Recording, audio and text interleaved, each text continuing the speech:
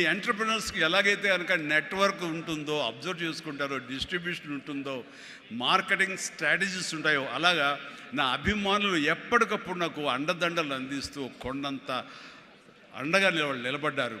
వాళ్ళు నా కోసం ప్రాణం ఇచ్చే లెవెల్కి వాళ్ళు ఉన్నారు. నేను అన్నాను, మీరు నాకు ప్రాణం ఇవ్వక్కర్లేదు, మీ యొక్క సహాయ సహకారాలతో రక్తం ఇచ్చి ప్రాణాలు నిలబెట్టండి అన్నాను.